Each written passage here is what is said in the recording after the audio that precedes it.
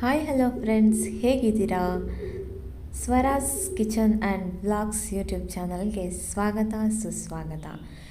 ಇವತ್ತು ನಾನು ಮತ್ತು ನನ್ನ ಹಸ್ಬೆಂಡ್ ಬೆಳಗ್ಗೆ 4 ಗಂಟೆಗೆ ಎದ್ದು ಫ್ರೆಶ್ ಆಗಿ ರೆಡಿಯಾಗಿ ಹೊರಟಿದ್ದು ಮೆಟ್ರೋ ಸ್ಟೇಷನ್ ಕಡೆಗೆ. ಯಾಕಂದರೆ ನಾವು ಮೆಟ್ರೋ ಸ್ಟೇಷನ್ನಲ್ಲಿ ಬೈಕ್ ಇಟ್ಟು ಮೆಟ್ರೋ ಹತ್ಕೊಂಡು ರೈಲ್ವೆ ಸ್ಟೇಷನಿಗೆ ಹೋಗಬೇಕಿತ್ತು. ರೈಲ್ವೆ ಸ್ಟೇಷನಿಂದ ರೈಲ್ ಹತ್ಕೊಂಡು ನಾವು ಬಂದಿದ್ದೆ ಶ್ರವಣಬೆಳಗೊಳಕ್ಕೆ. ಮಾರ್ನಿಂಗ್ ಟಿಫಿನ್ ಮಾಡಿರಲಿಲ್ಲ, ಬಟ್ ಪಾರ್ಸಲ್ ತೊಗೊಂಡು ಬಂದ್ಕೊಂಡಿದ್ವಿ. ರೈಲ್ವೆ ಸ್ಟೇಷನಲ್ಲಿ ಕೂತ್ಕೊಂಡು ಟಿಫಿನ್ ಮುಗಿಸಿದ್ವಿ. ಬಟ್ ಅಲ್ಲಿಂದ ಶ್ರವಣಬೆಳಗೊಳ ಎಂಟ್ರೆನ್ಸ್ಗೆ ಎಷ್ಟು ದೂರ ಆಗುತ್ತೆ ಅಂತ ನಮಗೆ ಅಂದಾಜಿರಲಿಲ್ಲ. ಅಲ್ಲೇ ಕೂತ್ಕೊಂಡಿರೋ ಒಬ್ಬರನ್ನ ಕೇಳಿದ್ವಿ.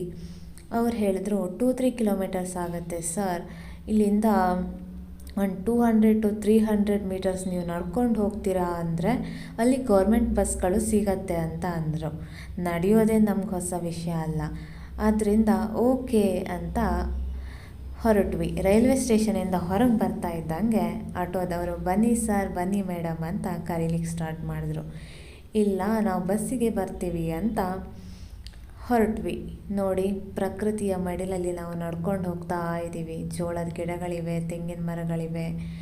ಇದರ ಮಧ್ಯೆ ನಾವು ನಡ್ಕೊಂಡು ಹೋಗ್ತಾ ಇದ್ದರೆ ದಾರಿ ಸಾಗಿದ್ದೇ ಗೊತ್ತಾಗಿಲ್ಲ. ಹೀಗೆ ಮಾತಾಡ್ತಾ ಅಂತೂ ಇಂತೂ ಬಸ್ ಸ್ಟ್ಯಾಂಡ್ ಹತ್ರ ಬಂದ್ವಿ. ಬಟ್ ಅಲ್ಲಿ ಬಸ್ ಸ್ಟ್ಯಾಂಡ್ ಅಂತ ಯಾವುದು ಇರಲಿಲ್ಲ. ಸೊ ಎಲ್ಲಿ ನಿಲ್ಲಿಸ್ತಾರೆ ಅಂತ ಗೊತ್ತಾಗಿಲ್ಲ. ಅಲ್ಲೇ ಶಾಪ್ನ ಹತ್ರ ಹೋಗಿ ಒಬ್ರ ಹತ್ರ ಕೇಳಿದ್ವಿ. ಅವರು ಎಲ್ಲೋ ಬೋರ್ಡ್ ಹತ್ರ ನಿಂತ್ಕೊಂಡ್ರೆ ನಿಲ್ಲಿಸ್ತಾರೆ ಅಂದರು. ಬಸ್ ಹತ್ಕೊಂಡ್ವಿ. ಬಸ್ ಹತ್ಕೊಂಡು ಹಾಗೆ ಹೊರಟಿದ್ದು ನಾವು ಶ್ರವಣಬೆಳಗೊಳಕ್ಕೆ. ಹಾಗೆ ಬಸ್ ಇಳಿದು ಒಂದು 10 ಮಿನಿಟ್ಸ್ ನೋಡ್ಕೊಂಡು ಬಂದರೆ ನಿಮಗೆ ವಿಂಧ್ಯಗಿರಿ ಮಹಾದ್ವಾರ ಸಿಗತ್ತೆ. ನಂತರ ಮಹಾದ್ವಾರದ ಒಳಗಡೆ ಹೋದ್ವಿ. ಆವತ್ತೇ ನಮ್ಮ ಬ್ಯಾಡ್ ಲಕ್ ಏನೋ ಗೊತ್ತಿಲ್ಲ, ಸ್ಟೂಡೆಂಟ್ಸು ಟ್ರಿಪ್ಗೆ ಅಂತ ಬಂದಿದ್ದರು. ಒಂದು 8 ಬಸ್ ಸ್ಟೂಡೆಂಟ್ಸ್ ಬಂದಿದ್ದರು. ಅದಕ್ಕೋಸ್ಕರ ಹೆವಿ ಕ್ರೌಡ್ ಇತ್ತು. ನೀವು ಮೇಲ್ಗಡೆ ಹೋಗುವಾಗ ಸ್ಲಿಪ್ಪರನ್ನು ಹಾಕ್ಕೊಂಡು ಹೋಗುವಾಗಿಲ್ಲ. ಮತ್ತು ನಿಮ್ಮ ಬ್ಯಾಗ್ನಲ್ಲಿ ತಿಂಡಿ ತಿನಿಸುಗಳೇನಾದರೂ ಇದ್ದರೆ ಕೆಳಗಡೆನೇ ಇಟ್ಟು ಹೋಗಬೇಕು, ಇಲ್ಲಾಂದರೆ ಬ್ಯಾಗ್ ತೊಗೊಂಡು ಹೋಗಬಾರ್ದು. ಆದ್ದರಿಂದ ನಾವು ಕೆಳಗಡೆನೇ ಬ್ಯಾಗನ್ನು ಕೌಂಟರಲ್ಲಿ ಕೊಟ್ವಿ. ಆಮೇಲೆ ಸ್ಲಿಪ್ಪರ್ಸನ್ನು ತೆಗೆದು ಕೌಂಟರಲ್ಲಿ ಇಟ್ಬಿಟ್ಟು ಹಾಗೆ ನಡ್ಕೊಂಡು ಹೋಗೋದು ಅಂತ ಪ್ಲ್ಯಾನ್ ಮಾಡಿದ್ವಿ. ನಂತರ ಅಲ್ಲಿ ಸಾಕ್ಸ್ ತೊಗೊಳ್ಳಿ ಮೇಡಮ್, ಸಾಕ್ಸ್ ತೊಗೊಳ್ಳಿ ಅಂತ ತುಂಬ ಜನ ಮಾರಲಿಕ್ಕೆ ಬರ್ತಾಯಿದ್ರು. ಯಾಕಂದರೆ ಸ್ಟೆಪ್ಸ್ ಹತ್ತುವಾಗ ಸುಡ್ಬೋದು ಅಂತ.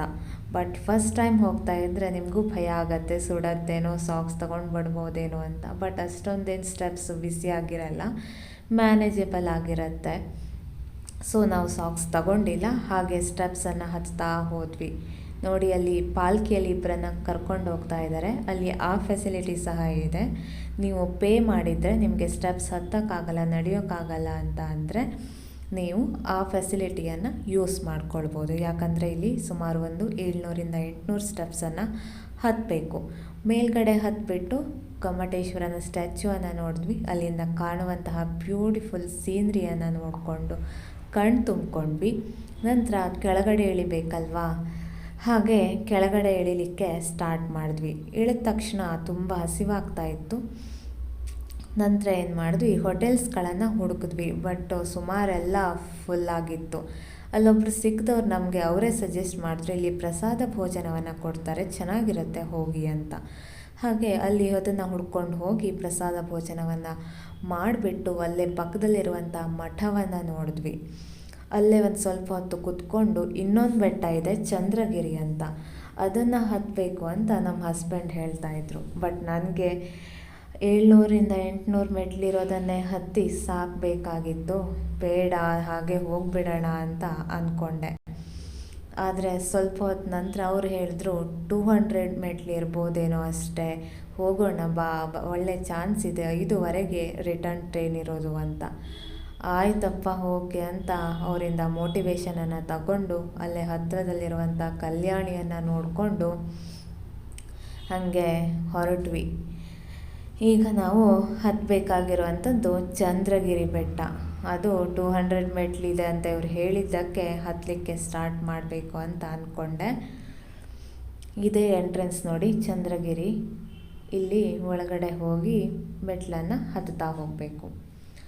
ಅವ್ರು ಹೇಳಿದ್ರಲ್ಲ ಅಂತ ನಾನು ಸ್ಟೆಪ್ಸನ್ನು ಕೌಂಟ್ ಮಾಡ್ತಾ ಹೋದೆ, ಆದರೆ ಅದು 303 ಸ್ಟೆಪ್ಸ್ ಬಂತು. ಅದಾದ ನಂತರ ಮತ್ತೆ ನೀವು ಒಂದು 2-3 ಮಿನಿಟ್ಸ್ ನಡ್ಕೊಂಡು ಹೋಗಬೇಕು. ಸ್ಟ್ರೇಟ್ ಇದೆ ಅಲ್ಲಿ ವೇ, ನಡ್ಕೊಂಡು ಹೋದರೆ ನಿಮಗೆ ಅಲ್ಲಿ ಒಂದಿಷ್ಟು ನೋಡಲಿಕ್ಕೆ ಸಿಗತ್ತೆ. ಇದನ್ನೆಲ್ಲ ನೋಡಿಕೊಂಡು ಜಾಸ್ತಿ ಕ್ಯಾಪ್ಚರ್ ಮಾಡಲಿಕ್ಕಾಗಿಲ್ಲ, ಯಾಕಂದರೆ ನನಗೆ ಸುಸ್ತಾಗಿತ್ತಲ್ಲ. ನಾನು ಕೆಳಗಡೆ ಎಷ್ಟೊತ್ತಿಗೆ ಬರ್ತೀನಪ್ಪ, ಎಷ್ಟೊತ್ತಿಗೆ ನಾನು ರೈಲ್ವೆ ಸ್ಟೇಷನಿಗೆ ಹೋಗ್ತೀನಪ್ಪ ಅನಿಸ್ತಾ ಇತ್ತು. ಅದಕ್ಕೋಸ್ಕರ ಆದಷ್ಟನ್ನು ಕ್ಯಾಪ್ಚರ್ ಮಾಡಿಕೊಂಡೆ. ವಾಪಸ್ ಬಂದು ಹಸಿವಾಗ್ತಾಯಿತ್ತು, ಹೊಟ್ಟೆ ತಾಳ ಆಗ್ತಾಯಿತ್ತು. ಅದಕ್ಕೆ ಒಂದು ಮಸಾಲೆ ದೋಸೆಯನ್ನು ತಿಂದ್ವಿ. ಹಾಗೆ ನಮ್ಮ ಹಸ್ಬೆಂಡ್ 2 ಐಸ್ ಕ್ರೀಮನ್ನು ತೊಗೊಂಡು ಬಂದರು.